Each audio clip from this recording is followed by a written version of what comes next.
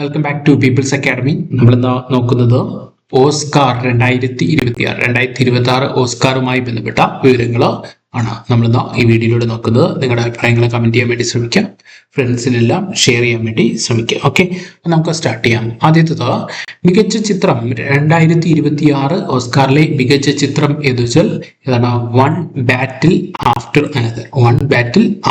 Another. മികച്ച നടി ആരെന്ന് വെച്ചാൽ ജെസി ബെക്സ്ലി ആണ്. ചിത്രം ഹാംലെറ്റ്. ഓക്കെ, ഓർത്തുക, ഹാംലെറ്റ് എന്ന ചിത്രത്തിലെ അഭിനയത്തിനാണ് ജെസി ബെക്സിക്ക് അവാർഡ് കിട്ടിയത് എന്ന് ഓർത്തുക. അടുത്തത് മികച്ച നടൻ മൈക്കൽ ബി ജോർദാൻ. മികച്ച സംവിധായകൻ പോൾ തോമസ് ആൻഡേഴ്സൺ. ഏത് ചിത്രമാണ്? One battle after another. Okay, അടുത്തത് മികച്ച സഹനടൻ ആരെന്ന് വെച്ചാൽ ജോൺ പെൻ ആണ്. മികച്ച സഹനടൻ ജോൺ പെന്നും മികച്ച സഹനടി എയ്മി മാഡിഗൻ. ഓർത്തു വയ്ക്കുക, രണ്ട് പ്രധാനപ്പെട്ടതാണ്. മികച്ച സഹനടൻ ജോൺ പെന്നും മികച്ച സഹനടി എയ്മി മാഡിഗനാണ്. 98ാമത് ഓസ്കാർ പുരസ്കാരമാണെന്ന് ജസ്റ്റ് ഒന്ന് ഓർത്തു വയ്ക്കാം. നമ്മൾ നേരത്തെ പറഞ്ഞില്ല, എന്നാലും ഓർത്തു വയ്ക്കാം. 98ാമത് ഓസ്കാർ പുരസ്കാരമാണ്. അടുത്തത് മികച്ച തിരക്കഥ ആരെന്ന് വെച്ചാൽ റയാൻ ക്യൂഗ്ലൻ ആണ്.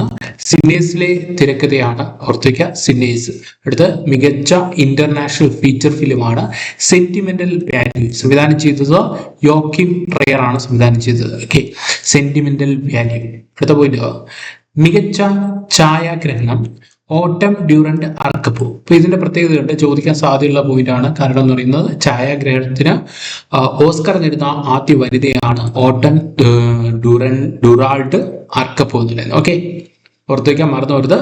ഓട്ടം ഡ്യൂറാൾഡ് അർക്കപ്പു ആണ് ഛായാഗ്രഹണത്തിന് ഓസ്കാർ നേടുന്ന ആദ്യ വനിത എന്ന് പറയുന്നത്. അടുത്ത മികച്ച ഡോക്യുമെന്ററി ഫിലിം ആണ് നോബഡി എഗൻസ്റ്റ് പുടിൻ. ഓക്കെ, ഇത് ഡോക്യുമെന്ററി ചിത്രമാണെന്ന് ഓർത്തു വയ്ക്കുക.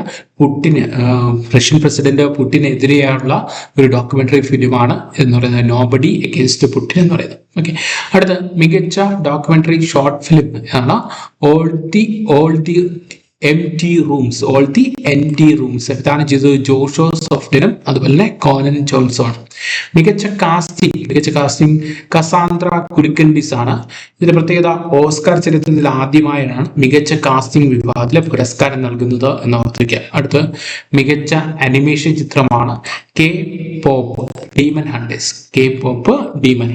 ഓക്കെ, അപ്പൊ നിങ്ങളുടെ കമന്റുകൾ രേഖപ്പെടുത്തുക.